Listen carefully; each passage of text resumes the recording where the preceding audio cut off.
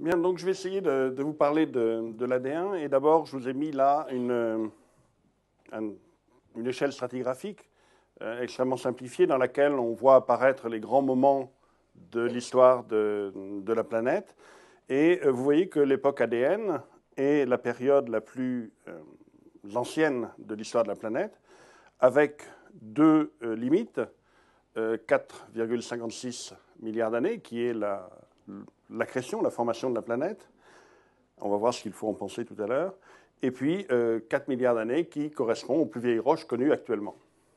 Donc là aussi, on va voir ce qu'il faut en penser, parce que c'est des choses qui bougent pas mal. Donc voilà pour la période ADN.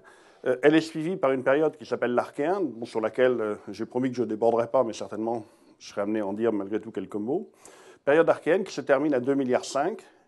Et 2,5 milliards, c'est le moment où la Terre a globalement changé de mode de fonctionnement. On est passé d'un mode de fonctionnement archaïque à un mode de fonctionnement beaucoup plus moderne, style tectonique des plaques actuelles, à partir de 2,5 milliards d'années. Donc c'est aussi une grande coupure dans l'histoire de la planète. Et puis 0,5 milliards d'années, c'est ce qu'on appelle l'explosion du Cambrien, l'explosion des êtres vivants, métazoaires, etc. Donc, dans cet exposé, je vais essayer de me restreindre à cette petite période de temps. Alors vous allez voir qu'on peut rêvasser pas mal, puisqu'il n'y a pas de cailloux, donc on est relativement libre de faire un certain nombre de choses. En fait, on n'est pas si libre que ça. Bien. Alors, comment on connaît l'âge du système solaire, l'âge de la Terre? Eh bien, c'est par l'étude des météorites, puisqu'il n'y a pas de cailloux, autres que des cailloux extraterrestres. Et donc, on regarde, par exemple, ici, des météorites comme les chondrites carbonées. Et ces chondrites carbonées, voilà ici une de ces chondrites, avec ces fameux chondres que l'on voit ici. Et ces matériaux sont considérés comme les matériaux les plus primitifs du système solaire, ou parmi les plus primitifs du système solaire, comme le montre ce diagramme, où on a représenté ici l'abondance des éléments dans la photosphère solaire, ici l'abondance dans ces chondrites carbonées.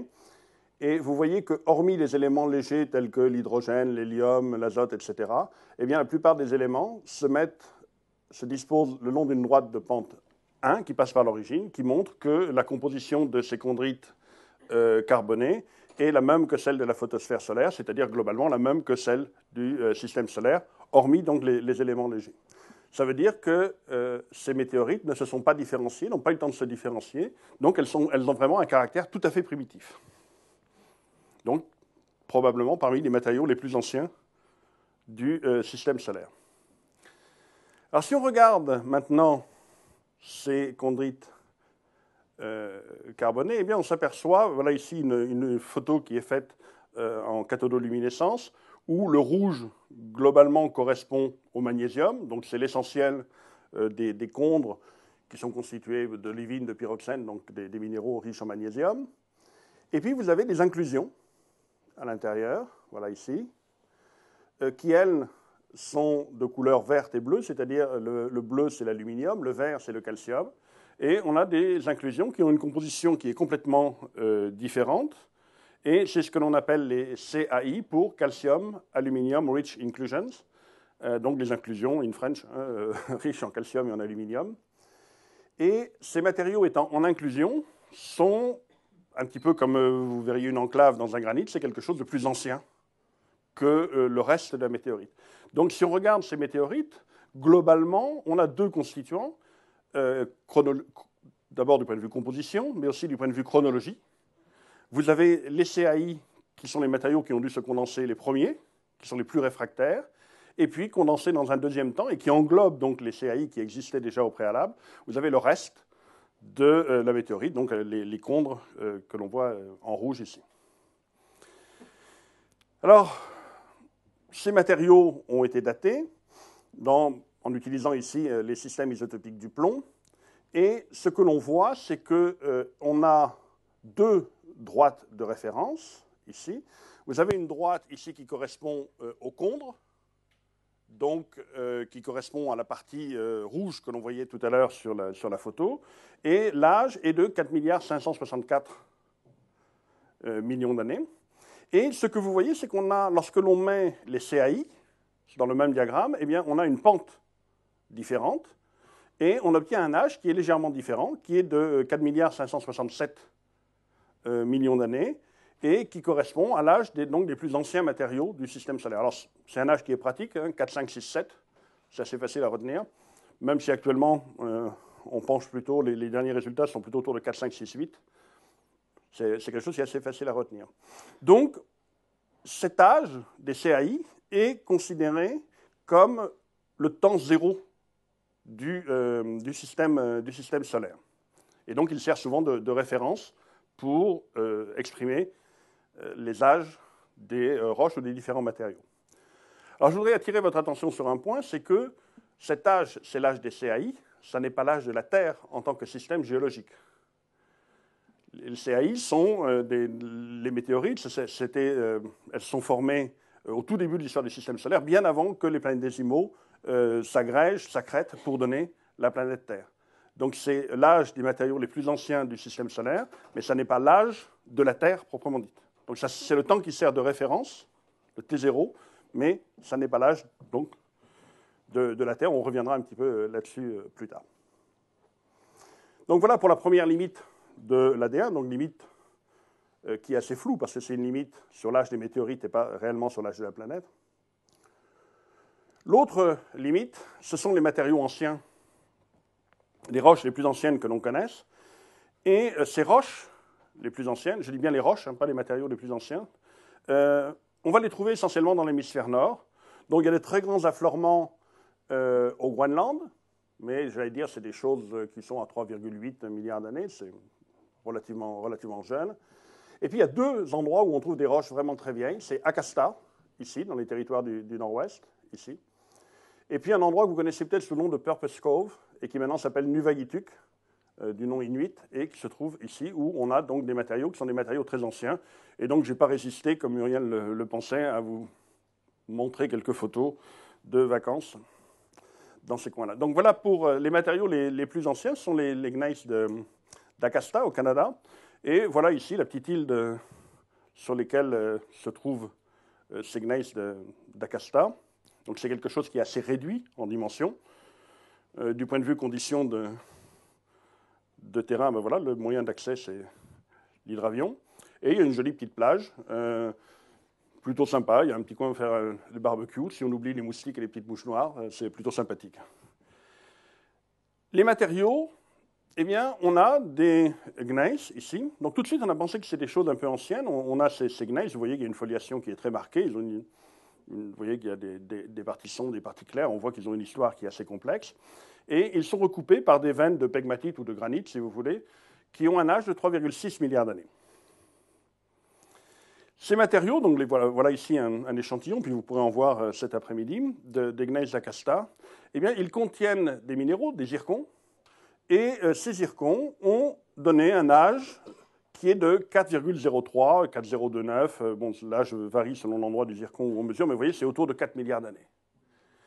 Et donc, ces matériaux ces roches sont les roches les plus anciennes que l'on connaisse actuellement à la surface de la planète. Alors, je voudrais juste attirer votre attention sur un échantillon. Donc, vous voyez ici, c'est une super photo du bord du lac. Et vous voyez ici, il y a un échantillon qui a été cassé. Il y a un petit bout qui manque. Zoom sur le petit bout qui manque. Et qu'est-ce qu'on a trouvé dans ce petit bout qui manque? Eh bien, des cristaux de zircon qui n'ont pas tout à fait 4 milliards d'années. Ils ont 3,9 milliards d'années. 3,9, 3,893. Donc, ce qui est cohérent avec l'âge de ces matériaux, de ces roches anciennes. Mais au cœur du zircon, on trouve ce qu'on appelle un cœur hérité, arrondi, ici, qui lui a un âge de 4,2 milliards d'années. Donc 4 milliards 200 millions d'années.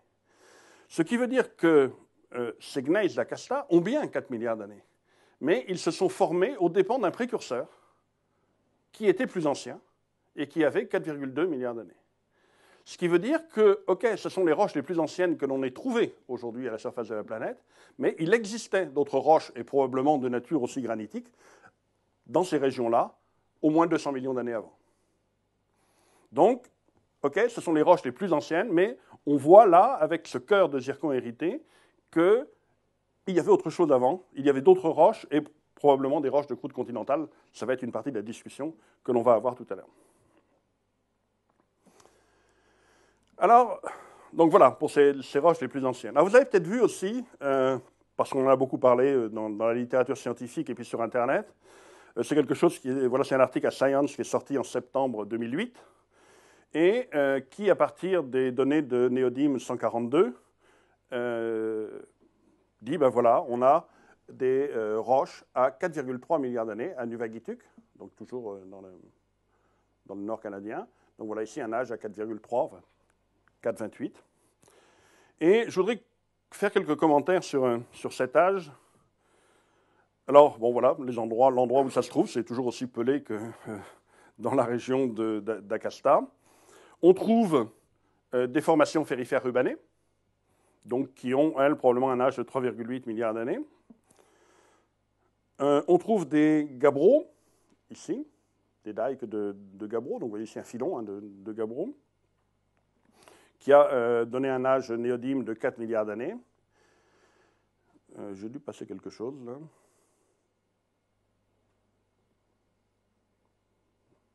Bon, normalement, j'avais des photos.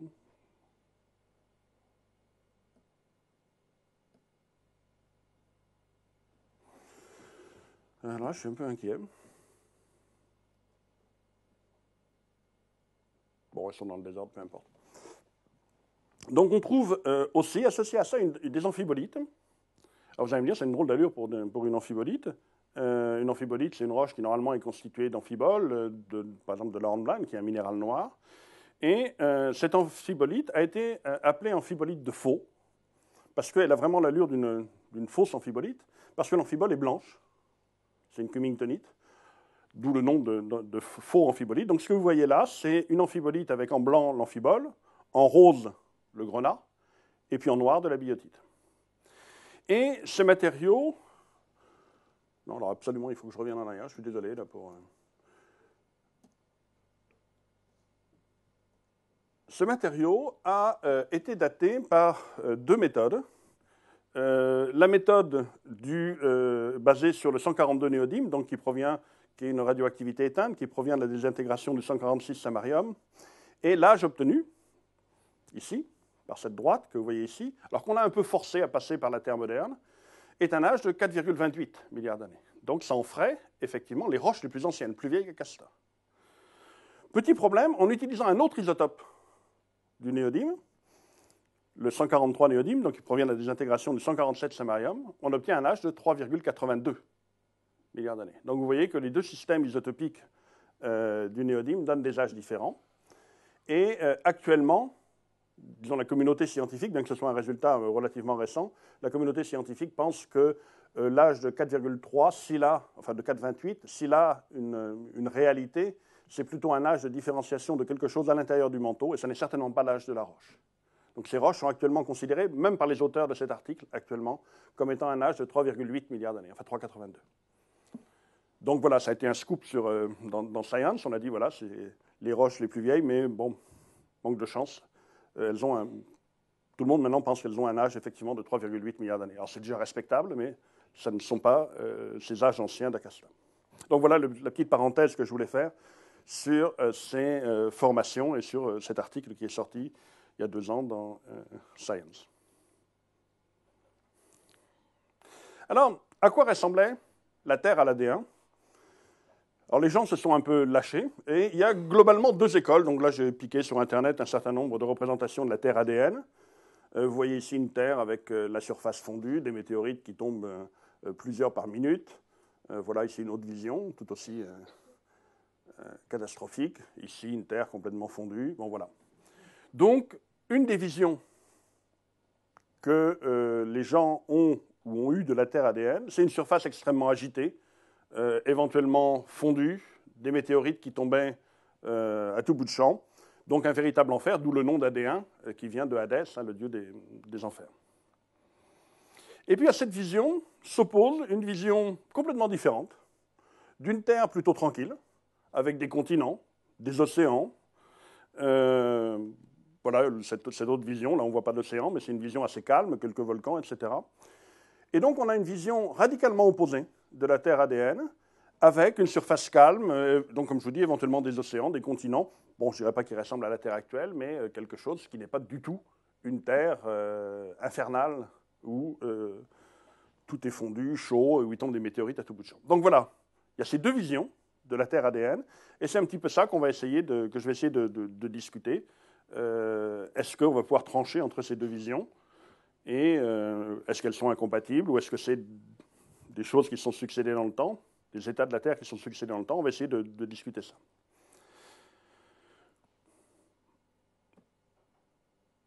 Alors pour ce faire, je vais essayer de suivre un scénario chronologique.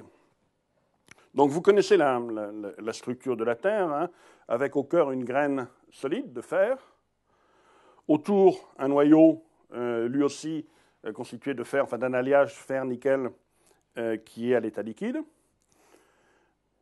Plus à l'extérieur des silicates, donc un manteau qui lui est à l'état solide.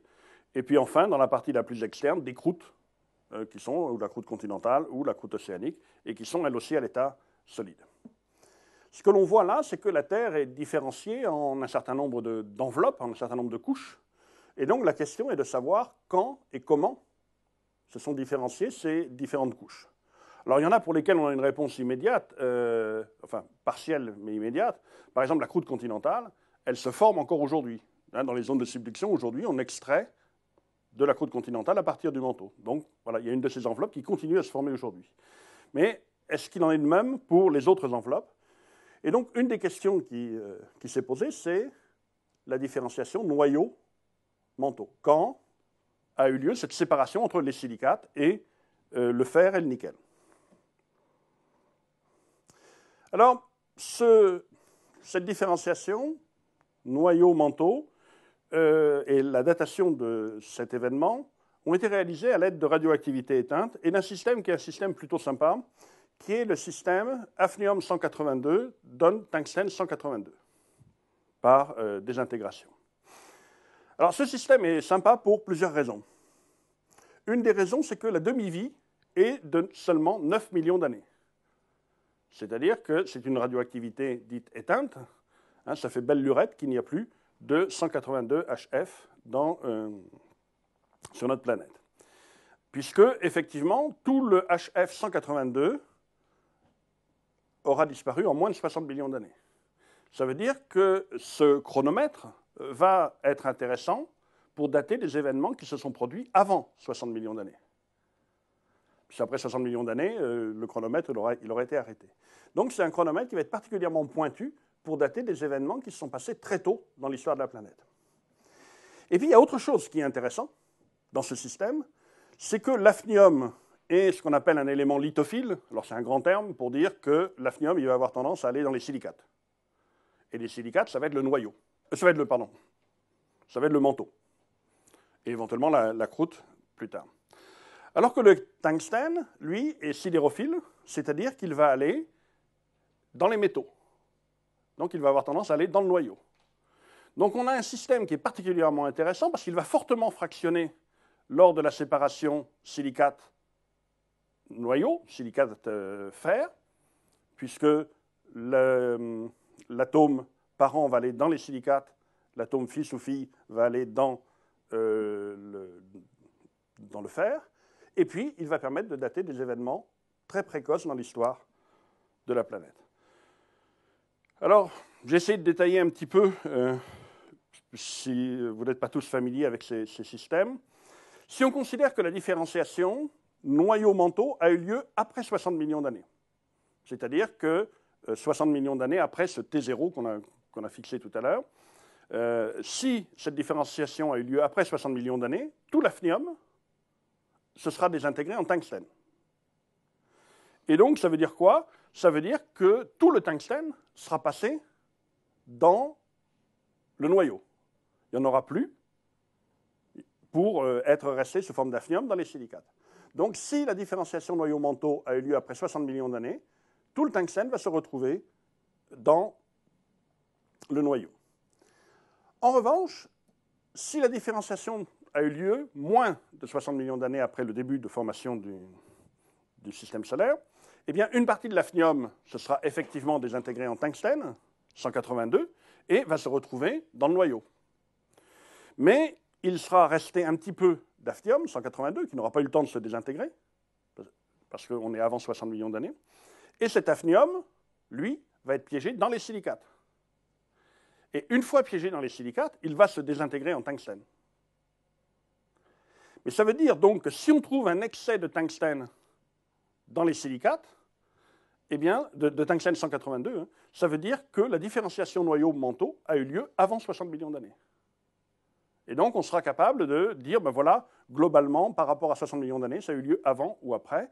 Et même, si on peut mesurer la quantité de tungstène 182 dans les silicates, cet excès de tungstène 182, on sera capable de calculer l'âge de différenciation noyau-manteau. Alors, vous doutez bien que si je vous en parle, c'est qu'on a pu arriver à quelques résultats, autrement je n'aurais pas passé du temps à vous expliquer ça. Et en fait, on a trouvé un excès de tungstène 182 dans les silicates. Et ce qui veut dire, première conclusion brutale, c'est que la différenciation noyau-manteau a eu lieu moins de 60 millions d'années après la formation du système solaire. Et selon les calculs, eh bien, on trouve que la différenciation du noyau a eu lieu entre 60 et 50 millions d'années après la formation du système solaire. Donc, si on regarde ce résultat, c'est un événement qui a eu lieu de façon très précoce. Alors voilà ici, c'est l'illustration de ça, hein, où on a un diagramme qui reporte les rapports donc, entre le tungstène 182 et le tungstène 183 en fonction du temps. Et ce que l'on voit, c'est que pour expliquer la composition du manteau actuel, s'il n'y a pas eu de si la différenciation avait eu lieu après 60 millions d'années, on devrait avoir des rapports de ce type-là, de type chondritique. Hein, toujours, ce sont les chondrites, si vous voulez.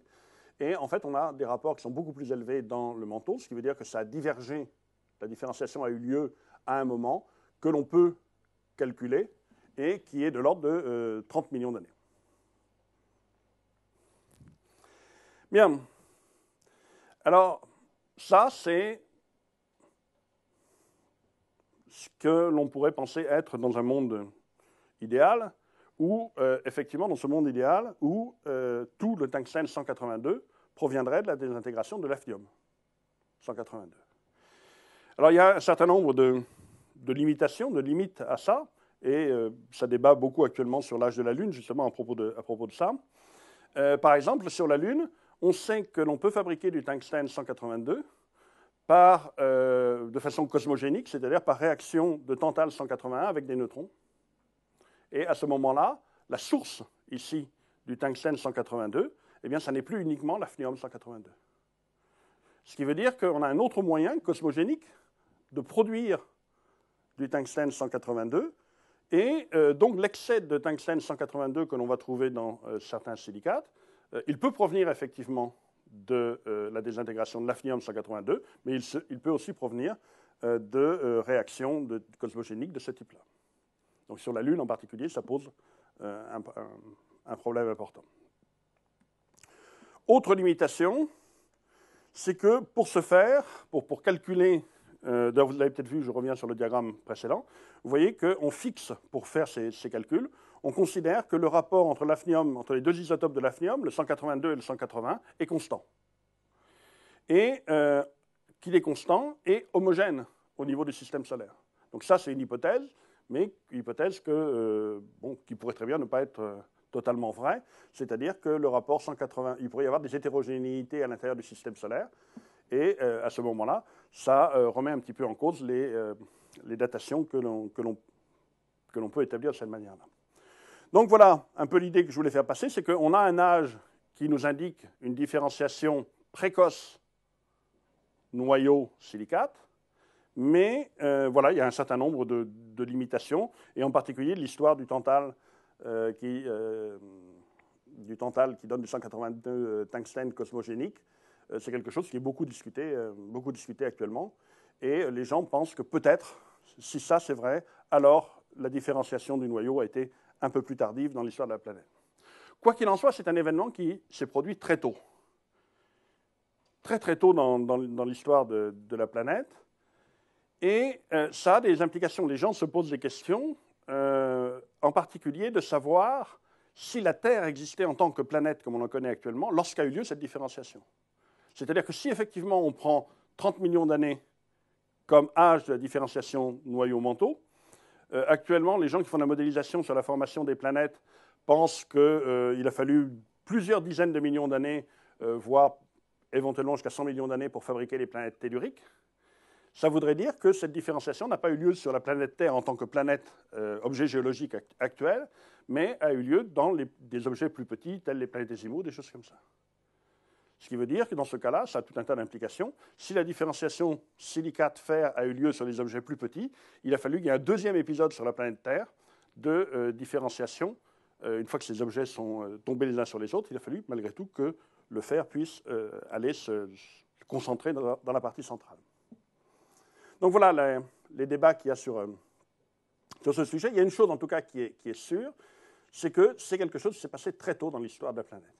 Et donc, je reviendrai là-dessus tout à l'heure, vous voyez qu'il y a une différence d'échelle entre la différenciation des différents constituants de la planète. On a un phénomène qui est, disons, brutal à l'échelle des temps géologiques, qui est cette différenciation du noyau, qui se produit au tout début de l'histoire de la planète. Et puis la différenciation des croûtes, eh bien, elle a commencé, on va le voir, à peu près 4,4, 4,3 milliards d'années, et elle continue encore aujourd'hui. Donc la différenciation noyau-manteau, c'est un phénomène brutal au début de l'histoire de la planète. Et puis la différenciation des croûtes, c'est un phénomène qui dure depuis au moins 4 milliards d'années, plus de 4 milliards d'années. Donc des échelles de temps complètement différentes. Oui. La datation du système solaire, elle se base sur quoi? Sur les chondrites dont vous parliez? Oui. Et là, il n'y a pas de ce même genre de problème? On utilise un autre système là.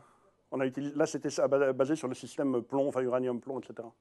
Donc on se base sur un autre système isotopique.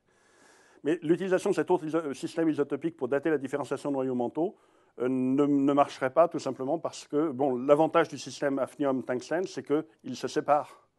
Hein, le tungstène va dans les métaux et l'hafnium va dans les silicates. Donc c'est vraiment quelque chose qui est optimal pour dire quelques mots des implications de la différenciation du noyau. Vous savez que le noyau, c'est ce qui permet d'établir le champ magnétique sur la Terre actuellement. Donc champ magnétique qui protège la planète du vent solaire. Donc qui d'une certaine manière la rend entre guillemets habitable. Et donc, je ne dis pas que le champ magnétique est apparu immédiatement après que le noyau ait été différencié, mais il a fallu que le noyau soit différencié pour que le champ magnétique apparaisse. Donc, ça veut dire que très tôt dans l'histoire de la planète, les conditions étaient réunies pour établir un champ magnétique. Alors, je dis pas que j'insiste bien, je ne dis pas que le champ magnétique est apparu immédiatement une fois que le noyau s'est formé, mais les conditions étaient réunies pour qu'il puisse apparaître. Donc voilà une des conséquences de cette différenciation précoce donc, du noyau.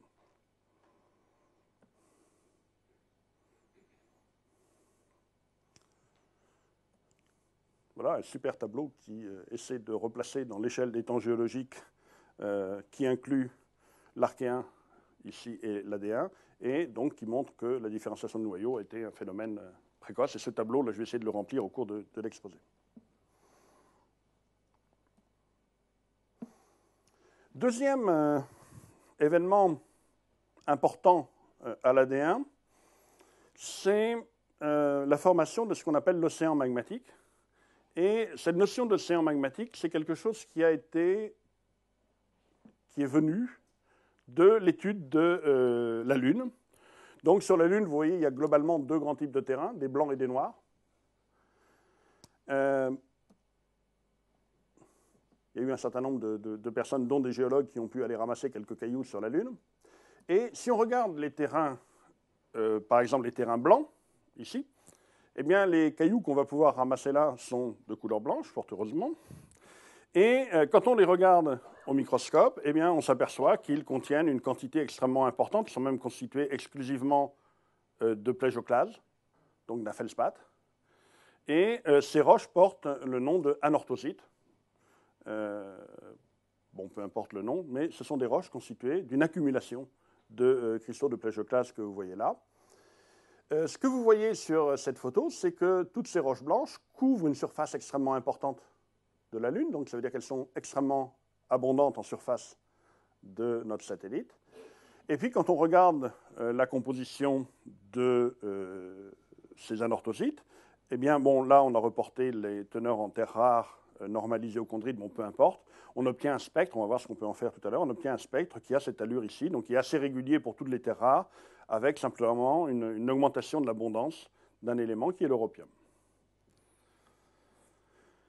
Si maintenant on regarde les mers lunaires, donc les parties noires, on a en surface des échantillons qui aussi sont noirs, qui sont disons des basaltes, et qui ont une composition, qui proviennent donc de la fusion du manteau lunaire, et qui ont une composition différente.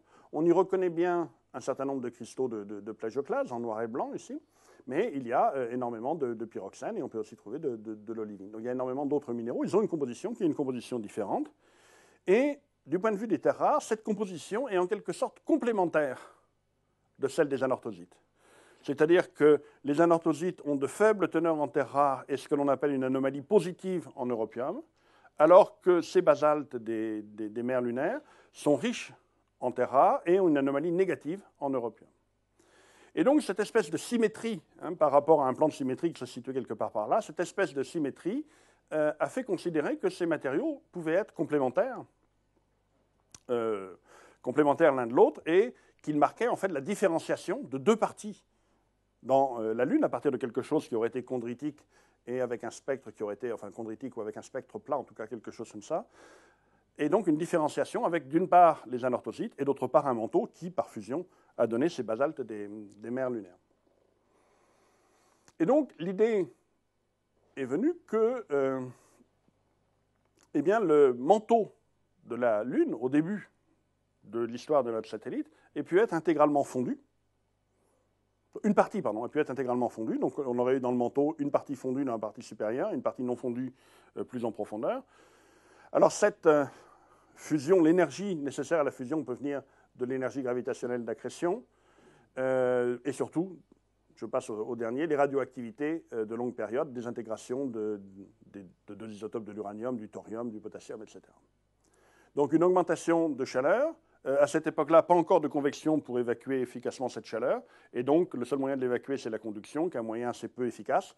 Et donc, la partie externe de la planète fond. Si on regarde les conditions qui règnent sur la Lune, eh bien, on s'aperçoit que, j'ai reporté dans ce diagramme température, pression. Ici, le solidus donc, d'une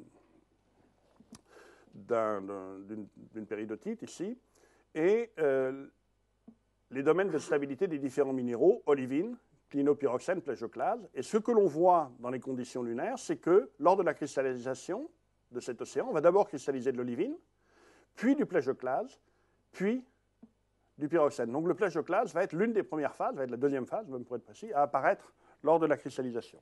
Ça, c'est un premier point. Le deuxième point, la Lune étant plus petite que la Terre, la pression augmente moins vite avec la profondeur, et alors que sur Terre, le plagioclase ne va être stable que jusqu'à des profondeurs de, je ne sais pas, 30 km, de cet ordre-là, sur la Lune, il va pouvoir être stable jusqu'à 180 km de profondeur. C'est-à-dire que sur une épaisseur, dans cet océan magmatique, sur une épaisseur de 180 km, ce qui est déjà assez considérable, on va pouvoir cristalliser du plagioclase. Et donc l'idée que l'on a concernant cet océan magmatique sur la Lune, eh bien, c'est qu'on va cristalliser à l'intérieur des pyroxènes, de l'olivine et du plagioclase, beaucoup de plagioclase. L'olivine est, d'ailleurs je crois que j'ai fait un diagramme voilà, peut-être un peu plus parlant, l'olivine qui est représentée ici en vert et les pyroxènes en noir ont une densité qui est plus forte que celle du magma, et donc ils vont couler dans le magma, ils vont aller s'accumuler au fond de l'océan magmatique. Le plagioclase, en revanche, est beaucoup plus léger, a une densité plus faible que celle du magma, et il va flotter et aller s'accumuler au sommet de l'océan magmatique en faisant une croûte, qui va donc être une croûte de plagioclase, et donc qui sera une croûte anorthositique. Et donc c'est une des façons d'expliquer la formation de cette croûte d'anorthosite. Alors vous voyez que sur la Lune, cette croûte d'anorthosite, on la retrouve partout, ce qui veut dire que cet événement était bien un événement global qui affectait l'ensemble de la planète. Et en plus, lorsque l'on date ces anorthosites, on obtient un âge qui est un âge ancien, de 4,4, même un peu plus, 4,45 milliards d'années, ce qui veut dire aussi que c'est quelque chose qui s'est passé très tôt dans l'histoire de la Lune. Donc on a à la fois un événement qui est un événement global qui affecte l'ensemble de la planète et un événement qui se produit très tôt dans l'histoire de la planète. La question, c'est et sur la Terre. On va essayer de remettre un peu les pieds sur Terre. Est-ce que sur la Terre, on a eu la même chose? Alors on peut penser effectivement qu'a priori, il s'est passé la même chose. D'abord, bon, la Terre est plus grosse, elle contient aussi plus d'éléments genre uranium, potassium, etc. Donc il y a tout un tas de raisons qui font qu'elle peut fondre. Mais si sur la Terre, on a eu effectivement un océan magmatique, les conditions devaient être différentes. D'abord, je vous ai dit tout à l'heure que le plagioclase ne sera stable que sur 30 km, c'est-à-dire que ce n'est pas vraiment une épaisseur très importante hein, par rapport aux 180 km de la Lune. Et puis surtout, les conditions sur Terre, disons dans l'océan magmatique, sont telles qu'on va favoriser la cristallisation d'olivine, ici c'est la flèche B, hein, la cristallisation d'olivine, de pyroxène, et le plagioclase ne viendra qu'en dernier. Donc, le domaine de stabilité du plagioclase est peu important, et on va favoriser donc cristallisation d'olivine et de pyroxène. Ça veut dire qu'on ne s'attend pas véritablement à trouver une croûte anorthositique sur la Terre, puisque le plagioclase est stable dans un domaine de stabilité plus faible, et il va être la dernière phase à cristalliser. Alors, en plus, on trouve sur Terre des choses un peu marrantes. J'ai mis ici bon, là, une photo de comatites avec des cristaux d'olivine. Et ces comatites montrent, ici dans un diagramme, c'est gadolinium, ytterbium en fonction d'aluminium, titane, peu importe. Les valeurs chondritiques sont marquées par les traits noirs ici. Donc, voilà, la valeur chondritique dans ce diagramme, c'est ici. Et ce dont on s'aperçoit, c'est que ces comatites, pour des matériaux anciens, plus anciens que 3,4 milliards d'années, ici en rouge, eh bien, on a une grande diversité de composition, avec des valeurs certes chondritiques, mais des valeurs très éloignées des chondrites de part et d'autre. Si on regarde ensuite les comatites récentes, en gros 2,7 milliards d'années, ou plus jeunes que 3,4 milliards d'années, eh bien, elles ont globalement, elles, une composition chondritique. C'est-à-dire que si on regarde l'archéen ancien, primitif, on va trouver dans ces comatites qui reflètent la composition du manteau, j'ai oublié de le dire tout à l'heure, on va trouver une très grande hétérogénéité. Donc on va voir qu'il y avait des choses certainement différenciées à l'intérieur de cette croûte primitive, et cette hétérogénéité a disparu à l'archéen récent. Donc voilà pour comparer les deux. Donc, en gros, le manteau hétérogène avant 3,4 et est devenu chondritique après 3,4. Alors là, je vais m'avancer sur un terrain sur lequel Annika serait plus à même de répondre que moi. Il y a aussi d'autres évidences qui sont basées sur le néodyme 142, où j'ai reporté ici, donc ici vous avez les valeurs chondritiques, hein, et ça c'est la déviation par rapport à une valeur standard qui est le standard terrestre. Vous voyez que tous les échantillons terrestres, qu'il s'agisse de kimberlite, carbonatite, enfin tout un tas de roches terrestres, y compris les comatites archéennes, tombent dans une gamme de valeurs ici que l'on appelle les valeurs standards terrestres. Il y a deux exceptions. Ce sont, vous notez les effets spéciaux, hein, ce sont des formations d'Issois au Groenland, et puis les fameux gneiss de Nuvagittuq, donc dans le nord du Canada, qui sortent de cette lignée standard ici, et qui montrent, ce sont tous des matériaux anciens, à 3,8 ou plus du point de vue âge, et ces matériaux anciens montrent que, alors que dans le reste des matériaux terrestres, après 3,8, on a une certaine homogénéité de composition, eh bien, il y avait une hétérogénéité dans le manteau terrestre pour ces matériaux anciens, et ça montre donc là aussi qu'il y a eu certainement une différenciation très précoce de la planète. Alors l'avantage du système du néodyme 142, c'est aussi une radioactivité éteinte qui provient de la désintégration du samarium 146, mais je crois que je l'ai déjà dit tout à l'heure, et la demi-vie est de 103 millions d'années. Mais surtout, là, ça ne va pas marquer un fractionnement entre métal et silicate, mais ça va marquer un fractionnement silicate-silicate. Et donc, l'excès de 142, par exemple, qu'on trouve dans les vieux basaltes d'Issoua, ici, cet excès indique que le manteau archéen a préservé des traces d'une différenciation primordiale, d'une différenciation qui a eu lieu très très tôt dans l'histoire de la planète. Donc ça, c'est aussi un argument en faveur de l'océan magmatique, c'est-à-dire une différenciation silicate-silicate, qui est une différenciation globale et qui a eu lieu très tôt dans l'histoire de la Terre. Alors, voilà, je ressors cette diapo que j'ai montrée tout à l'heure pour la Lune. Pour la Terre, on imagine une situation qui est une situation un petit peu différente, puisque le plagioclase ne va pas jouer un rôle fondamental, comme j'ai essayé de l'argumenter tout à l'heure. Et donc, sur Terre, on pense que, vu que l'océan magmatique était probablement profond, hein, on pense à des profondeurs de l'ordre de 1000 km, hein, ce n'est pas un petit océan de rien du tout, on pense que l'on avait cristallisation de grenat, hein, grenat type majorite ou quelque chose comme ça. Et donc, les minéraux qui se sont formés dans cet océan magmatique sont olivine, pyroxène, grenat, tous des minéraux de forte densité et qui ont coulé, au fond. Et donc, ils n'ont pas pu faire de croûte anorthositique. Alors, on peut discuter du rôle de cette croûte. Sur la Lune, la croûte anorthositique a joué le rôle un peu de couvercle, en quelque sorte, qui a évité les déperditions de chaleur et qui a évité un refroidissement trop rapide de l'océan magmatique.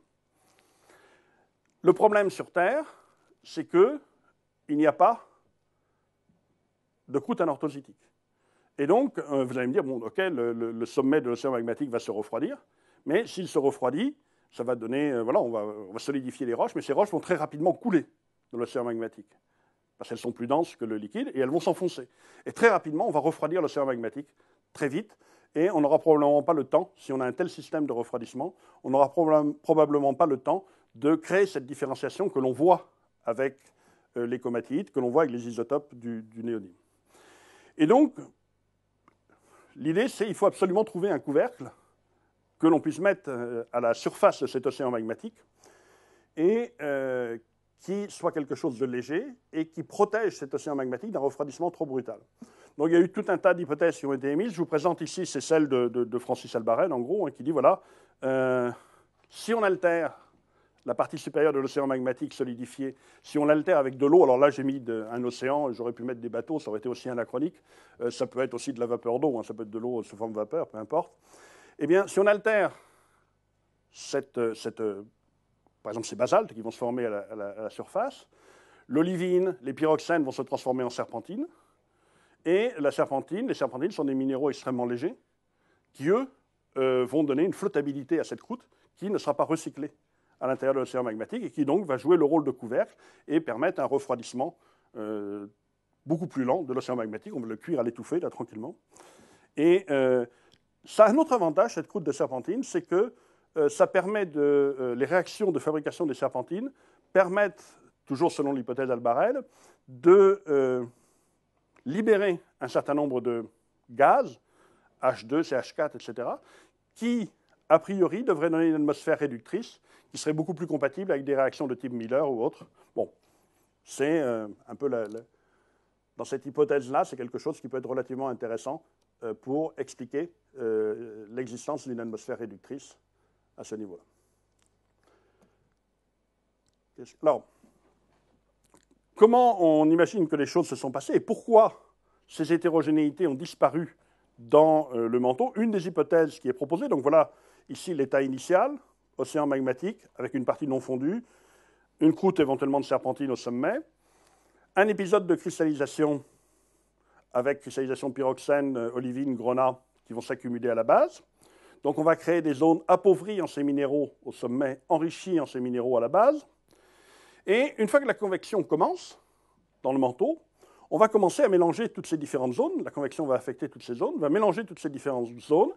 Et selon la zone du manteau qui va fondre pour donner les comatites, eh bien on va avoir des comatites qui vont être, par exemple, enrichies en gadolinium ou appauvries en gadolinium, ou bien avec des valeurs chondritiques, hein, selon la partie du manteau qui va fondre, ici, dans cette partie en cours de mélange, eh bien, on va obtenir cette hétérogénéité.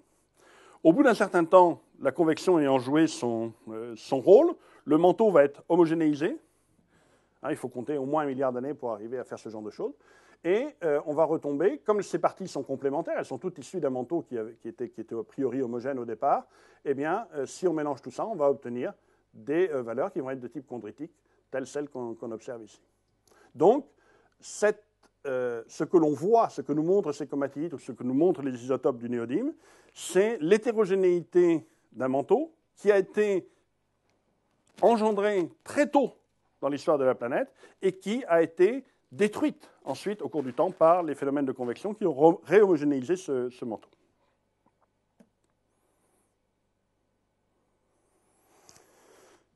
Alors, voilà à peu près où se situe cet épisode océanogmatique. On pourrait peut-être même éventuellement le faire démarrer un peu plus tôt.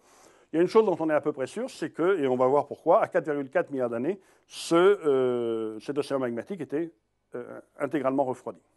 Tout à l'heure, je vous ai montré des schémas dans lesquels on voyait de la croûte continentale à l'AD1. Et donc, une des questions, c'est de savoir est-ce qu'il y a une croûte continentale, s'il y a une croûte continentale à l'AD1. Alors, on a eu un élément de réponse tout à l'heure avec ces zircons d'Acasta, dans lesquels on trouvait un cœur à 4,2 milliards d'années, qui tendent à montrer qu'il y avait de la croûte à ce moment-là. Et on a des évidences indirectes de l'existence de cette croûte. Par exemple, si, à partir d'un manteau chondritique, ici, on enlève une croûte continentale, donc ce sont les terres rares en fonction de la teneur normalisée aux chondrites. Voilà ici la composition de la croûte continentale. Vous voyez que si je retire la croûte continentale à partir de ce manteau, cette croûte continentale est très riche en lantane, et donc elle va appauvrir le manteau en lantane. Donc, l'extraction de la croûte continentale va, elle aussi, modifier la composition du manteau et va appauvrir le manteau en un certain nombre d'éléments. Et voilà ici un diagramme qui reporte les valeurs isotopiques du néodyme en fonction du temps. Voilà un manteau qui ne serait pas différencié, ici, c'est la valeur Schur, la valeur chondritique. Et les valeurs positives du néodyme, de l'epsilon néodyme, indique un manteau appauvri par rapport à ce manteau chondritique. Eh bien, ce que l'on voit, c'est que dans les roches les plus anciennes, dès 4 milliards d'années, on a des évidences d'un manteau qui est déjà appauvri. Et donc, l'idée que l'on peut tirer de ce diagramme-là, c'est qu'avant 4 milliards d'années, il y avait eu des quantités non négligeables de croûte continentale qui avaient déjà été extraites à partir du manteau. Et les calculs, bon, on s'est fait un peu à la louche, mais disent que globalement, il y avait de l'ordre de 10% peut-être du volume actuel de la croûte continentale qui a été extrait à l'AD1. Donc ça, c'est une évidence indirecte, c'est-à-dire on ne voit pas cette croûte continentale, mais on a des indications qu'il y en avait une et probablement des volumes importants. Alors vous avez certainement tous entendu parler de ces découvertes, bon, j'allais dire récentes, ça fait plus très récent, ça fait maintenant 10 ans, au moins, de Jack Hills en Australie de l'Ouest. Jack Hills, eh bien, qu'est-ce qu'il y a? Il y a des roches qui sont des roches sédimentaires que vous voyez ici, qui sont des grès et des conglomérats. Vous avez ici des conglomérats avec des galets de quartz, vous voyez ici, qui ont été fortement étirés, mais enfin voilà, ce sont des conglomérats. Et vous savez ce que c'est que ces roches, ces grès sont des roches détritiques, donc le quartz provient de l'altération de granit, etc. Et puis, parmi les éléments détritiques, eh bien, il y a des zircons.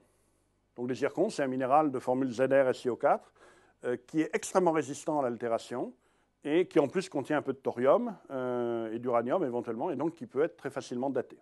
Donc il a deux avantages, extrêmement résistant à l'altération, la fusion, etc. Et c'est un minéral qui peut être daté. Et donc parmi ces zircons, eh bien, on a trouvé des zircons très anciens.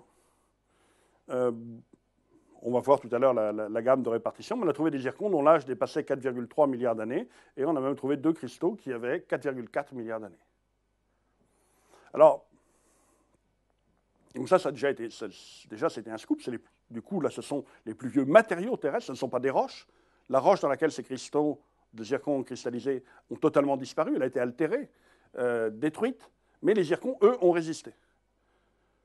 Donc, ce sont les plus anciens matériaux terrestres, mais je maintiens que les plus vieilles roches, ce sont les gneiss d'Acasta.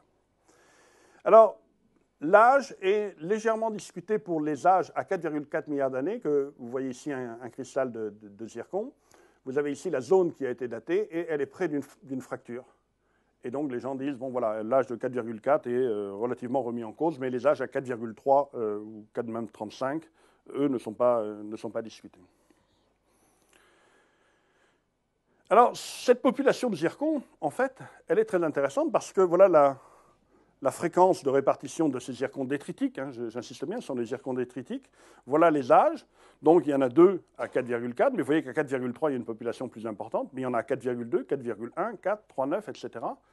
Ça veut dire que la fabrication de croûte continentale à l'AD1 n'a pas été un phénomène ponctuel qui est arrivé une fois, mais c'est quelque chose qui a été relativement régulier.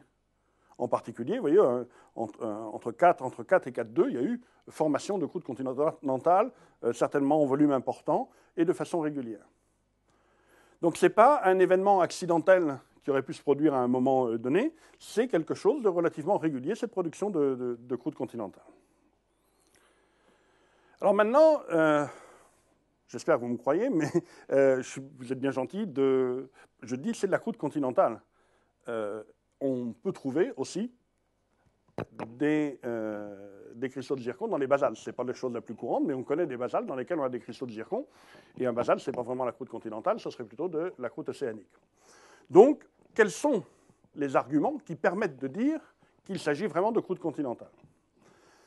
Alors, les zircons sont des minéraux qui ont cru dans un magma, qui ont poussé dans un magma.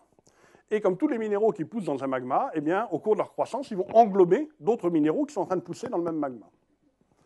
Et parmi les minéraux que ces zircons ont englobés, on trouve par exemple ici, dans ce vieux zircon, on trouve du quartz. On trouve ici, dans celui-ci, 2 petits morceaux de quartz qui ont été englobés. On trouve du plagioclase. Et si on fait le bilan, on va trouver des feldspaths potassiques, bon là je n'ai pas tout mis, mais on trouve de la biotite, on trouve aussi un petit peu de muscovite, etc. C'est-à-dire que qu'est-ce que l'on va trouver comme petits minéraux inclus dans les zircons? Du quartz, du feldspath potassique, du plagioclase, de la biotite, de la muscovite. Voilà, bon, c'est une composition de granit. Ce n'est pas du tout les minéraux des basaltes, on ne trouve pas d'olivine, on ne trouve pas de pyroxène, mais on trouve les minéraux du granit. Donc ça veut dire que ces zircons ont poussé, ont cru, ont cristallisé dans un granit. Donc il s'agit bien de croûte continentale et non pas de morceaux de croûte océanique, ce qui veut dire qu'il y avait de la croûte continentale à 4,3 et quelques, et possiblement 4,4 milliards d'années. Donc ça, c'est un premier point qui est un point important. Ces zircons sont bien des matériaux engendrés dans de la croûte continentale. Alors après, on peut s'amuser, si on lâche un géochimiste sur la composition de ces zircons, à partir par exemple, des spectres de terres rares, ici, mesurés dans les zircons, je passe assez rapidement là-dessus, eh bien, connaissant les coefficients de partage des terres rares entre le zircon et un magma granitique, on peut calculer la composition du magma par an. Et la composition du magma par an, c'est globalement celle des gneiss d'Acasta et des gneiss archéens tout à fait classiques. Donc c'est aussi une composition de croûte continentale tout à fait classique.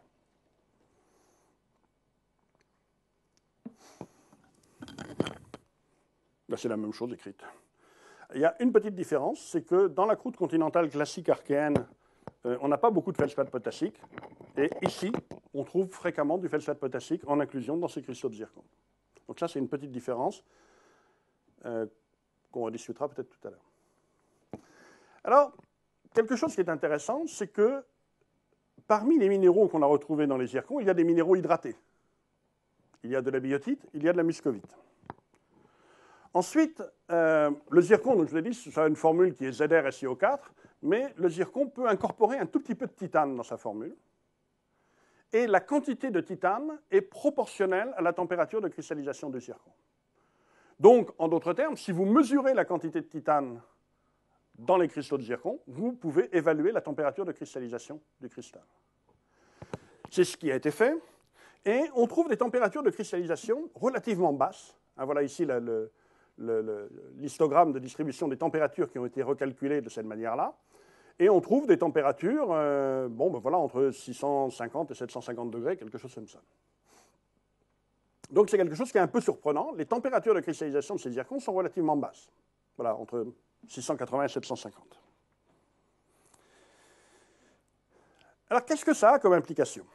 Ça a comme implication que si on reporte dans un diagramme température-pression, donc voilà ici le solidus. Le solidus, c'est la température à partir de laquelle une roche va commencer à fondre. Et bien voilà le solidus d'un granit en absence d'eau. Et voilà le solidus du même granit en présence d'eau. Donc vous retrouvez là quelque chose que les géologues apprennent en maternelle, à savoir que l'eau abaisse considérablement la température de fusion des roches. Et vous voyez que si on se met à une profondeur, bon là j'ai mis 7 kilobars, donc une vingtaine de kilomètres, eh bien la présence d'eau va abaisser la température de fusion d'environ 400 degrés, ce qui est considérable. Ça va faciliter la fusion. Et vous voyez ici, j'ai mis en gris la gamme de températures mesurées par la teneur en titane des zircons. eh bien, on s'aperçoit que cette fusion a nécessairement été une fusion hydratée. Ces températures basses de fusion et donc de cristallisation des zircons, la température basse du magma, impliquent qu'il s'agisse d'une fusion hydratée et donc implique la présence d'eau dans le système. Alors, avant de discuter de l'eau, je voudrais juste faire référence à une découverte qui est, bon, pas très très récente, mais qui, à ma connaissance, n'est pas toujours très bien expliquée. C'est un article qui date d'août 2007, et vous avez ici un de ces cristaux de Jack Hills, et à l'intérieur, on a trouvé du diamant. Donc, il y a du carbone sous forme de diamant, il y a un tout petit cristaux de diamant. Et donc, je passe rapidement là-dessus, mais le diamant se forme à grande profondeur, donc ça veut dire éventuellement une lithosphère déjà épaisse à ce moment-là, ce qui est assez surprenant. Et il y a une chose qui est sûre, c'est que diamant et zircon ne se forment pas dans les mêmes conditions, ne se forment pas à la même profondeur. Donc ça, c'est vraiment une énigme d'une certaine façon. Et donc il y a des gens qui ont franchi le pas. J'ai mis un gros point d'interrogation, parce que moi aussi j'ai une énorme interrogation là-dessus. Mais il y a des gens qui ont franchi le pas et qui disent que donc, les granites ont dû être enfouis à grande profondeur et que ça implique une tectonique des plaques très très tôt dans l'histoire de la planète. Alors j'insiste bien, j'aurais dû mettre un énorme point d'interrogation et en mettre plusieurs, mais il y a des gens qui ont franchi le pas et qui disent que ce sont des arguments en faveur du fonctionnement d'une tectonique des plaques très tôt, très très tôt dans l'histoire de la planète. Alors, avec énormément de réserves.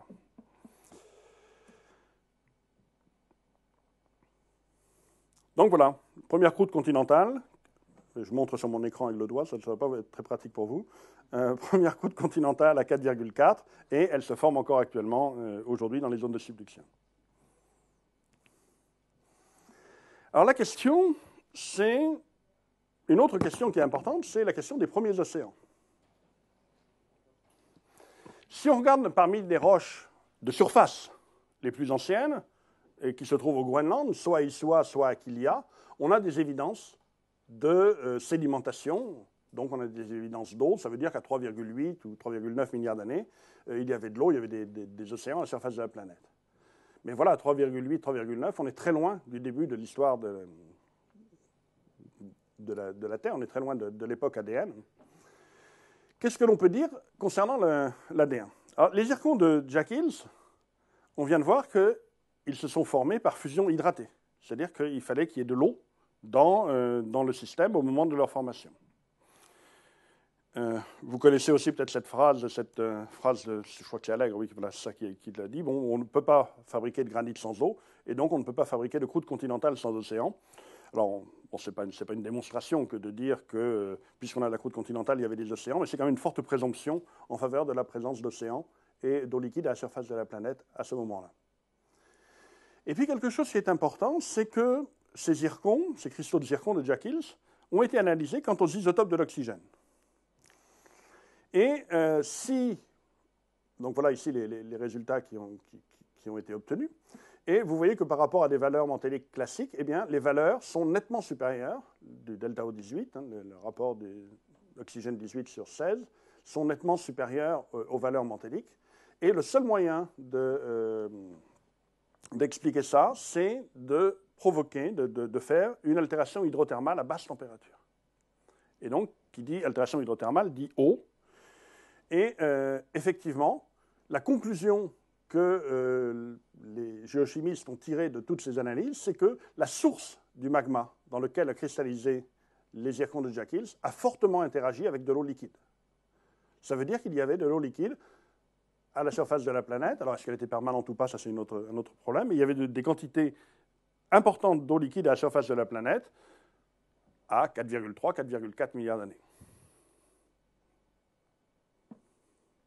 Et donc, si je reprends mon super petit diagramme, on se retrouve avec l'existence d'océans, ou je ne sais pas si vous appelez ça océan, de mer, ou comme vous voulez, très très tôt dans l'histoire de la planète. C'est-à-dire que probablement des 4,4, à peu près sûr des 4,3, on avait de la croûte continentale, donc peut-être des continents, et des océans à la surface de la Terre.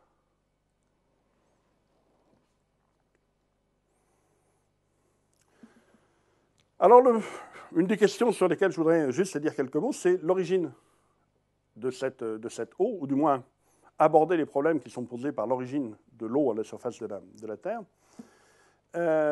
Si par exemple on prend deux éléments chimiques, le potassium et l'uranium, donc un qui est fortement réfractaire, l'uranium, qui a une température de vaporisation très élevée, et puis un qui est beaucoup moins réfractaire, qui a une température beaucoup plus basse de vaporisation, le potassium, eh bien on s'aperçoit que le rapport potassium sur uranium des différentes planètes et de notre étoile ou des chondrites sont fortement différents.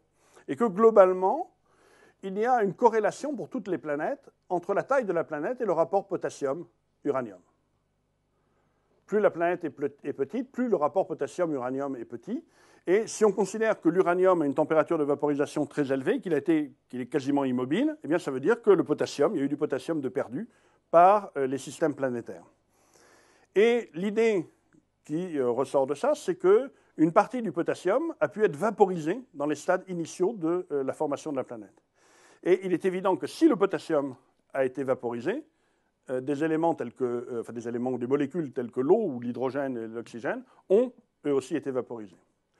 Et donc, si ces éléments aussi légers ces molécules aussi légères que l'eau ont été vaporisées et ont disparu de la surface de la planète, il a fallu qu'une fois la planète refroidie, il y ait eu un apport. Et c'est ce que l'on appelle le vernis tardif, late veneer. C'est un vernis tardif, c'est-à-dire un apport qui a été fait à la surface de la planète. L'eau n'est pas l'eau initiale du moment de l'accrétion de la planète. Alors, qu'est-ce qui a pu apporter cette eau? Bon, ça pourrait être les météorites. Vous voyez que certaines météorites peuvent contenir... Bon, la teneur en eau des météorites peut varier énormément, mais certaines peuvent contenir de 17 à 22% d'eau, selon le type de météorite. Donc, la quantité d'eau dans les météorites primitives en particulier n'est pas du tout négligeable. Si on prend en compte autre chose qui sont les micrométéorites qui tombent régulièrement, qu'on ramasse principalement dans les zones polaires, parce que c'est plus facile à retrouver, mais si on prend en compte les micrométéorites, elles contiennent aussi beaucoup d'eau, entre 2 et 8%. Et puis il y a surtout les comètes, puisque les comètes contiennent des quantités d'eau pouvant aller jusqu'à 50%. Les comètes sont extrêmement riches en eau. Et donc, pendant longtemps, une des idées, ça a été de dire, bon, voilà, le vernis tardif, c'est des comètes qui sont tombées à la surface de la Terre, elles ont apporté de l'eau, et puis voilà, le problème est réglé. Alors, le problème est réglé, non, parce que si on regarde la constitution isotopique de l'eau, et donc le rapport deutérium-hydrogène, par exemple dans les océans, on a ce rapport ici, une valeur de 158, je crois, ou je ne sais plus exactement. Et si on regarde la composition des océans actuels terrestres, on s'aperçoit que cette composition est très loin de celle des comètes. Et en revanche, elle est très proche de celle des chondrites carbonées ou des micrométéorites. Et donc, l'idée de ce qu'on retire de ces rapports deutérium-hydrogène, c'est que les comètes n'ont pas pu participer de façon significative, elles n'ont pas pu participer au-delà de 20% à l'apport d'eau à la surface de la Terre. Alors les comètes, ça paraissait l'objet idéal, parce que ça contient énormément d'eau, mais vu la constitution isotopique de l'eau terrestre et de celle des comètes qui ont été mesurées, en tout cas, il n'y en a pas eu énormément, à ma connaissance, ça ne peut pas être le cas. Les comètes n'ont pas pu participer à plus de 20% à l'apport de l'eau terrestre, et donc, probablement que cette eau terrestre provient des chondrites, de météorites de type chondrites carbonées ou des micrométéorites.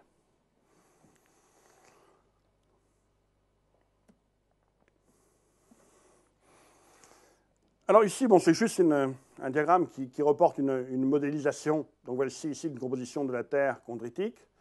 Et ici deux modèles, avec en bleu les carrés bleus qui représentent le système manteau-atmosphère-hydrosphère, donc la Terre globale, en rouge le manteau, et deux modèles qui sont calculés pour un apport par des matériaux chondritiques, avec 2% de matériaux chondritiques ou 0,3% de matériaux chondritiques. Et on voit qu'avec un apport relativement peu important, entre guillemets, 2% de la masse terrestre apportée par des météorites de type chondritique, eh bien, on peut expliquer assez facilement la constitution de la Terre en un certain nombre de gaz, dont les gaz rares, mais aussi l'eau et des éléments tels que le carbone et l'azote. Alors, ce modèle a un avantage, c'est que ces météorites vont aussi apporter des éléments, par exemple, de la famille du platine. Vous savez que vous avez tous entendu parler de la couche d'iridium lors du passage Crétacé-Tertiaire, cette couche d'iridium qui marque la trace d'une chute de météorite. Eh bien, il y a un petit excès d'éléments de la famille du platine dans le manteau terrestre, et cet excès correspond à un apport par des météorites de l'ordre de 0,5 à 1%. Donc, ce qui est compatible, ce sont des valeurs d'apport météoritique pour les éléments de la famille du platine qui sont du même ordre de grandeur que ceux nécessaires pour apporter l'eau pour fabriquer les océans terrestres. Donc, c'est quelque chose qui est assez cohérent, une cohérence interne entre ces deux approches. Bon, j'aime bien les vues d'artistes.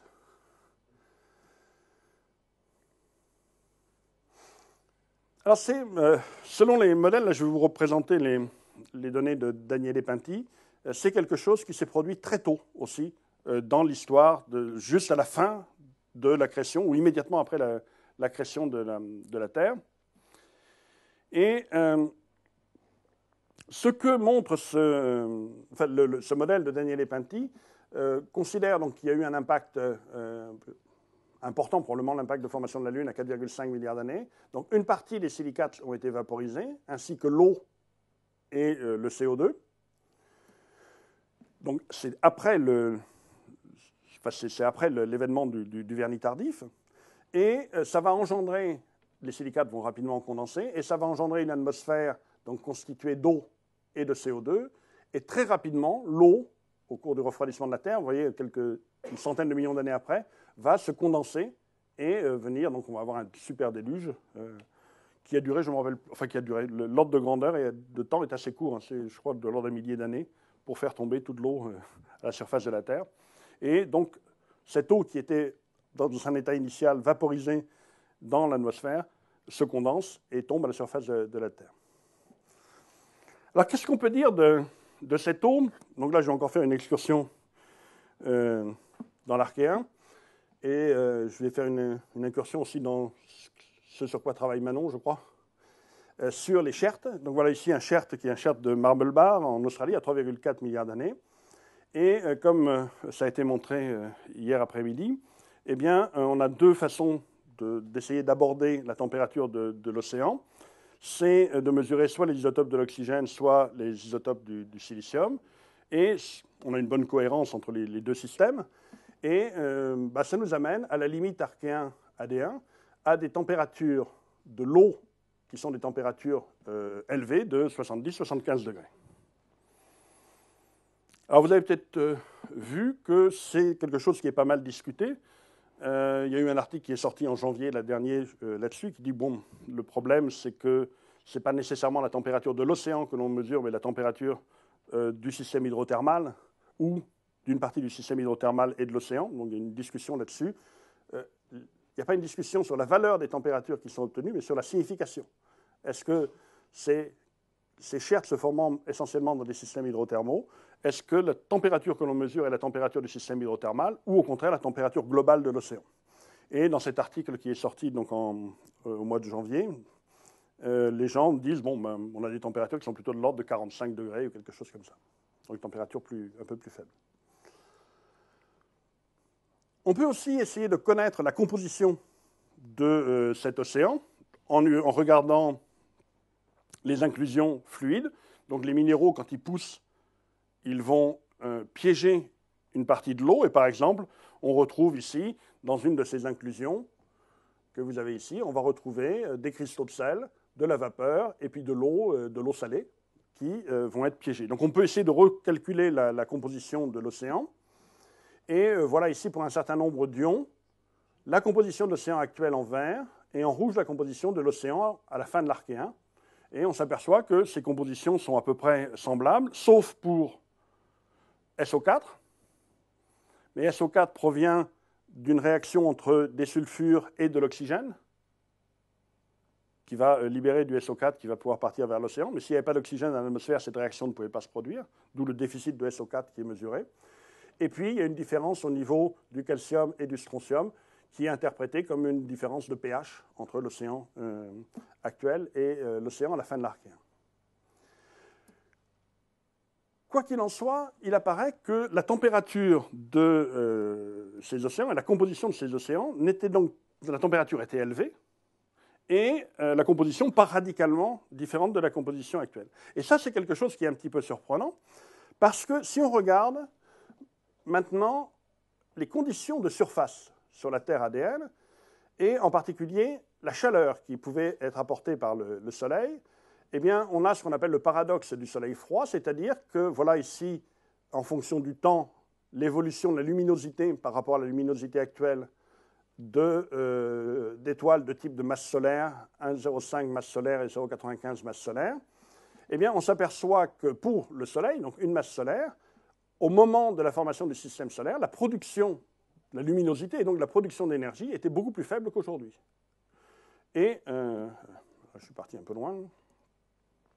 Et donc, on avait une production d'énergie qui était, je ne me rappelle plus, de l'ordre de 30% plus faible qu'aujourd'hui. 37 même, plus faible qu'aujourd'hui. Alors, on peut transformer cette énergie en température de surface sur la Terre. Et donc, voilà par exemple ici un modèle entre 4,5 et aujourd'hui. S'il n'y avait pas d'atmosphère sur la Terre, donc vous savez qu'on aurait une température de l'ordre de moins 25, moins 20, moins 25 à la surface de la Terre, mais on aurait une température beaucoup plus faible, de l'ordre de moins 40 au début de l'AD1.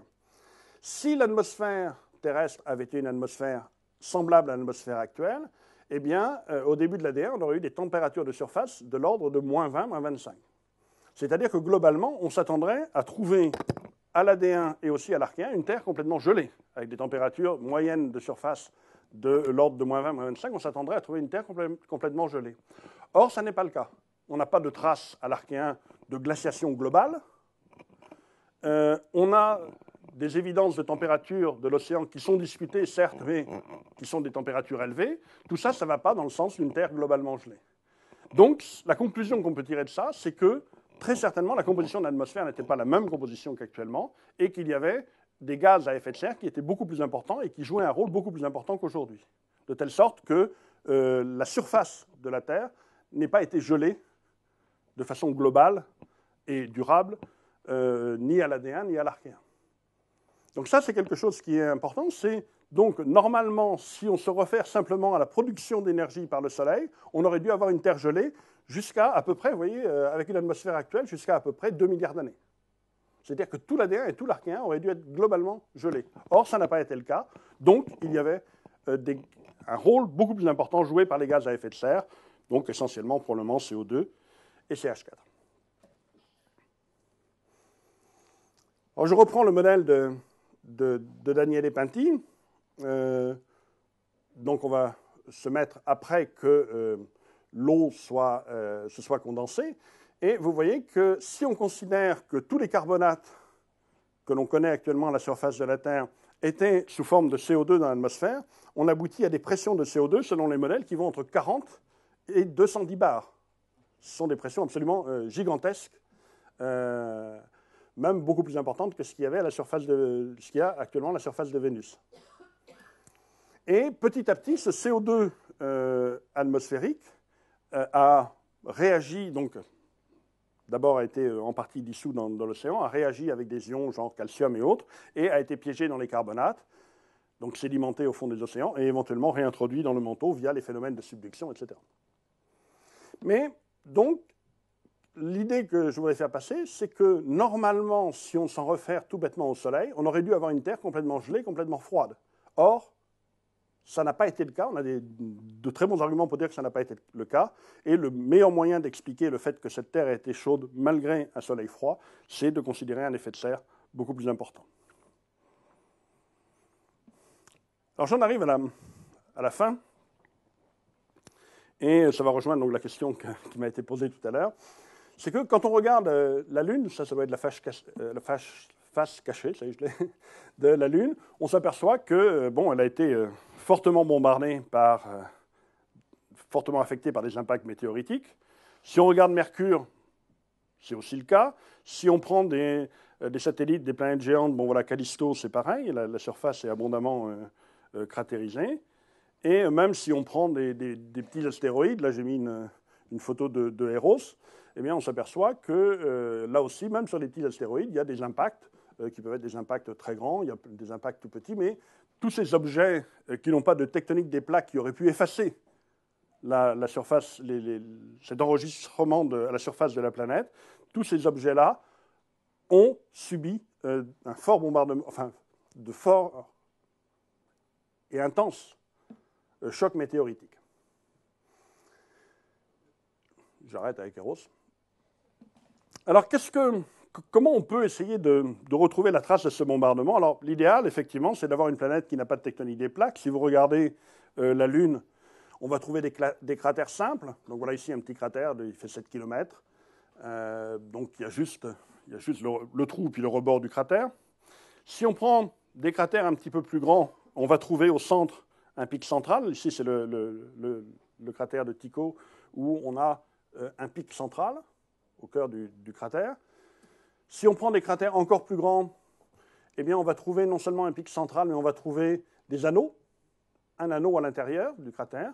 Et puis, si on prend des cratères beaucoup plus grands, comme la mer orientale, eh bien, on va avoir des anneaux successifs et concentriques. Et là, la taille, c'est d'ordre de 1000, enfin, c'est 900 et quelques kilomètres. Autre chose qui est important, lors de ces cratères, lors de la formation de ces cratères, il y a de la matière qui est éjectée éventuellement très loin, des particules qui sont éjectées très loin. Alors ça, c'est pratique, parce que si on ne retrouve pas le cratère lui-même, on va peut-être pouvoir retrouver une trace de l'impact au niveau des matériaux qui ont été disséminés très loin du cratère. Donc ça, c'est des diapositives que j'ai prises à Philippe Claeys, qui montrent que ce qui va se passer aussi lors de l'impact météoritique, c'est que l'énergie d'impact va être libérée, elle va modifier les roches à la périphérie, donner des ondes de choc, etc., et va aussi induire la fusion de la surface, va induire la fusion des roches. Donc après, ça c'est sur la structure des cratères, mais par exemple, la formation de cratères complexes, même comme ces cratères géants, se font très très rapidement. L'acquisition de ces structures, c'est de l'ordre de la minute. Donc c'est vraiment la fusion et tout ça, et les effondrements, sont des phénomènes extrêmement rapides et brutaux. Alors qu'est-ce qu'on va essayer de retrouver comme trace si on n'a pas l'impact lui-même? Eh bien, on va pouvoir retrouver, je ne sais pas, par exemple, on va pouvoir retrouver des quartz choqués. Hein, vous savez que le quartz, on vous l'a appris globalement, le quartz n'a pas de clivage, c'est ce qu'on apprend en quatrième. Lorsque vous allez faire subir un choc à un minéral tel que le quartz, un choc comme avec une énergie telle celle libérée lors des impacts de météorites, eh bien le quartz va pouvoir se cliver et on va trouver donc des quartz qu'on appelle des quartz choqués dans lesquels on va trouver ces traces ici, ces clivages, qui sont des marques de choc importants subis par le quartz. On va trouver des roches fondues, ici, et puis surtout ce qu'on appelle les tectites, qui sont des petits morceaux, des petites gouttelettes de roches fondues qui ont été éjectées très loin du cratère d'impact. Donc voilà ici, on va trouver aussi donc voilà, des minéraux choqués. On va trouver des minéraux qui peuvent être par exemple ici des spinels riches en nickel. On peut trouver des fragments de météorites. Et puis en particulier donc, ces sphérules qui sont extrêmement importants parce que ces petites gouttelettes donc, de liquide vont pouvoir partir très très loin. Donc je vous ai mis ici un échantillon qui vient de Barberton où vous avez des petits morceaux ici qui sont des gouttelettes de verre qui ont été éjectées lors d'un impact météoritique à 3,4 milliards d'années et qui ont été éjectées, qui se sont sédimentées et qui ont formé une couche là, qui fait une vingtaine de centimètres, la couche, et qui donc, même si vous ne retrouvez pas le cratère, vous pouvez trouver des évidences de ces impacts grâce à ces niveaux ici de sphérules. Et puis enfin, il y a un autre moyen de tracer ce bombardement météoritique, c'est de retrouver des abondances anormales en un certain nombre d'éléments apportés par les météorites, et en particulier les éléments de la famille du platine, donc l'iridium, etc. Donc là, je vous ai mis l'exemple, mais que vous connaissez par cœur, de cette augmentation de la teneur en iridium dans les sédiments, à la limite entre le Crétacé et le Tertiaire ici. Alors, la Lune a un gros avantage, c'est que, comme je le disais, il n'y a pas de tectonique des plaques, donc elle a conservé une histoire, la trace des événements précoces qui a subi sa surface. Et puis en plus, il y a des gens qui ont pu y aller, ramener les échantillons. Et donc, on a pu essayer de dater les différents impacts ou familles d'impacts de météorites. Et on s'aperçoit, si on reporte l'âge de ces impacts en fonction du nombre de cratères par unité de surface, en gros, par l'intensité de la chute de météorites, eh bien on s'aperçoit que quand on remonte le temps, ici de 3 milliards d'années vers 4 milliards d'années, eh quand on remonte le temps, il y a de plus en plus d'impacts de météorites. Donc, on s'est dit, bon, ben c'est assez logique. Il y a eu l'épisode d'accrétion terrestre où tous les planétésimaux sont tombés les uns sur les autres pour former la Terre. Et eh bien, petit à petit, ça, c'est la queue de la fin de cet événement-là. D'où l'hypothèse que j'ai présentée tout à l'heure, de dire, ben voilà, on va extrapoler cette droite. Et effectivement, si on extrapole, on s'aperçoit que l'histoire précoce de la planète a dû être absolument catastrophique, du style de ce qu'on voit là. Alors, il y a un gros problème avec la Lune, c'est que si on extrapole cette droite, eh bien, on s'aperçoit qu'on obtient le volume de la Lune, c'est-à-dire que ces météorites qui sont tombés auraient formé le volume de la Lune à 4,1 milliards d'années.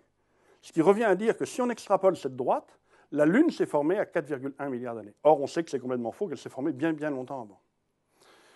La conclusion de ça, c'est qu'on n'est donc pas en droit d'extrapoler cette droite de cette manière-là. Et donc, ça revient à dire que, possiblement, cette période ADN ici n'a pas été marquée par un bombardement aussi intense qu'on pourrait le penser. Et donc, l'hypothèse que maintenant de plus en plus de monde met en avant, c'est l'hypothèse d'une Terre primitive calme, c'est-à-dire qu'après l'accrétion, où effectivement l'intensité des chocs, des impacts, etc., était extrêmement importante, cet événement s'est arrêté assez brutalement. On a eu une période avec une Terre primitive calme, probablement du même type, avec pas plus de météorites que pendant l'Archéen, et à peu près au niveau actuel, mais qu'il y a eu un épisode catastrophique, qui est ce qu'on appelle le Late Heavy Bombardment, ou en français le bombardement tardif intense, qui a eu lieu aux environs de 3,9 milliards d'années, et qui donc ne serait pas un événement. Ce bombardement, ce serait vraiment quelque chose de ponctuel. Alors ponctuel à l'échelle des temps géologiques, 100 millions d'années, voilà, c'est quelque chose de ponctuel. Mais ça veut dire qu'avant, comme on l'a vu à partir des données sur les zircons de Jack Hills, avant, on peut très bien imaginer une Terre relativement calme avec des océans et des continents. Et donc actuellement, l'hypothèse va plutôt en faveur de cette Terre primitive calme, avec donc un ADN, une surface de la Terre ADN qui était calme et, bon, je dirais pas semblable à aujourd'hui, mais relativement calme. Alors, quelles sont les hypothèses pour expliquer ce bombardement intense? Là, je vais me lancer dans des explications hors de mon domaine. Il y a eu des modélisations qui ont montré que les planètes du système solaire, du moins au début, les planètes externes, les planètes géantes, avaient des orbites beaucoup plus proches de celles du Soleil, et qu'en particulier, Jupiter avait une légère tendance à se rapprocher du centre du système, alors que Saturne avait tendance à s'en écarter.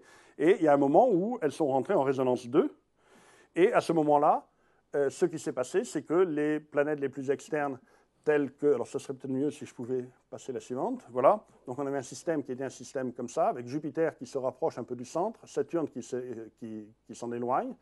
Et lorsqu'elles rentrent en résonance 2, eh bien, les planètes externes, et en particulier Neptune, partent vers l'extérieur et rentrent dans le disque de planétésimaux. Et à ce moment-là, ça perturbe complètement le système, et une partie de ces planétésimaux, même une grande partie de ces planétésimaux, vont partir un petit peu dans toutes les directions, dont vers le centre du système solaire, et vont créer ce bombardement tardif intense.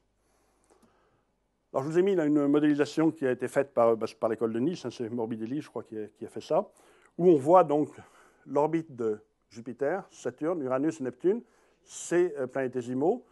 Alors, je crois qu'il va falloir attendre 800 millions d'années pour que ça explose. Vous allez voir, ça va.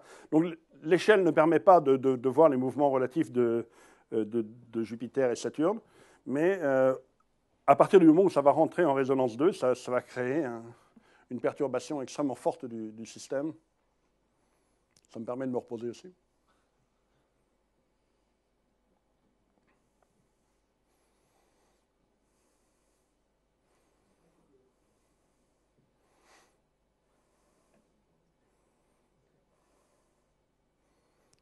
Il fallait attendre 900. Donc voilà. Et le résultat, c'est aussi donc, que les orbites des planètes les plus externes s'éloignent considérablement du Soleil. Et donc cette perturbation a l'avantage d'expliquer le bombardement tardif comme un événement ponctuel, et les astronomes disent que ça explique aussi un certain nombre d'autres choses, comme l'orbite d'Uranus qui est perpendiculaire, c'est ça, au plan de l'écliptique, et ça explique aussi les Troyens, etc. Ne m'en demandez pas plus, mais ça explique pas seulement le bombardement tardif, ça explique aussi d'autres caractéristiques du système solaire, donc c'est quelque chose qui est actuellement une hypothèse en vigueur. Alors, quels sont les arguments en faveur de ce bombardement? Sur la Lune, on ne connaît pas de roches fondues plus anciennes que 3,9 milliards d'années. On connaît des roches plus anciennes, on a vu qu'il y avait des anorthosites à 4,4, etc. Mais des roches fondues, lors d'impact, il n'y en a pas de plus vieilles que 3,9 milliards d'années. Et de même, les âges de dégazage par choc de météorites, c'est autour de 3,9 milliards d'années.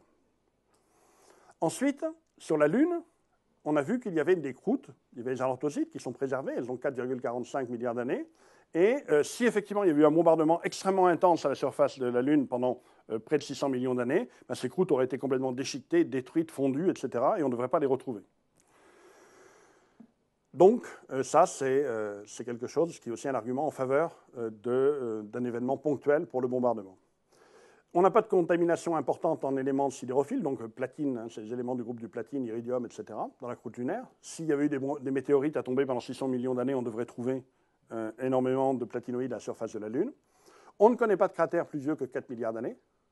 Ça aussi, c'est un argument. Et puis, donc, je vous ai dit, si la Lune avait subi un bombardement pendant 600 millions d'années, eh bien, elle aurait dû se former à 4,1 milliards d'années, ce qui n'est pas le cas. Alors, sur Terre, c'est un peu plus délicat. Sur Terre, ce qu'on a vu, c'est qu'il y a eu une croûte continentale entre 4,3 voire 4,4 jusqu'à 4 milliards d'années. Donc pendant tout l'AD1, on a fabriqué de la croûte continentale. Et là, c'est la même chose que sur la Lune. Cette croûte, on a vu qu'elle était relativement stable. Je n'ai pas discuté ça, mais elle a pu être recyclée, etc. Ça veut dire qu'elle n'a pas été détruite par un bombardement tardif. C'est la même chose pour la croûte anorthositique. S'il y avait eu un bombardement extrêmement important pendant 600 millions d'années, cette croûte n'aurait pas pu résister. De même, on a vu qu'il y avait de l'eau liquide à la surface de la Terre. En cas de bombardement intense et continu, elle aurait été vaporisée tout le temps et il n'y aurait pas eu ces océans. Alors le problème, c'est qu'on ne connaît pas de quartz choqué sur Terre. Les gens ont cherché beaucoup dans la région d'Issoua. Alors, Issoua, pourquoi? Parce que c'est des roches qui sont déposées en surface. Pourquoi pas à Acasta? Parce que ce sont des roches qui se sont formées en profondeur. Or, les quartz choqués, on va les trouver plutôt près de la surface. Et puis, il y a quelque chose qui est assez discutable, c'est que dans la région d'Issoua, il y a une anomalie positive en éléments de la famille du platine. Et bon, il y a des rapports un peu particuliers de tungstène 182 sur 183, et c'est interprété comme possiblement une contamination météoritique. Manque de peau, sur les mêmes échantillons, il y a eu des gens qui ont travaillé sur les isotopes du chrome, et les isotopes du chrome conduisent à une conclusion complètement opposée, qui dit qu'on ne voit aucune trace de bombardement météoritique dans les formations d'Issoua. Alors le seul problème d'Issoua, c'est celui-là, c'est-à-dire qu'actuellement, ce sont les plus vieilles roches de surface dont on dispose. Donc les gens travaillent là-dessus. Mais par rapport au bombardement météoritique, si le bombardement météoritique s'est déroulé entre 4 et 3,9 milliards d'années, les roches d'Issoua qui ont 3,865 sont arrivées un petit peu tard, elles sont arrivées après la bataille. Et donc, une des idées, c'est que lors du dépôt d'Issoua, le bombardement météoritique était peut-être complètement terminé. Donc, ce n'est peut-être pas les meilleurs matériaux pour discuter du bombardement météoritique, mais on n'a pas plus vieux comme roche de surface.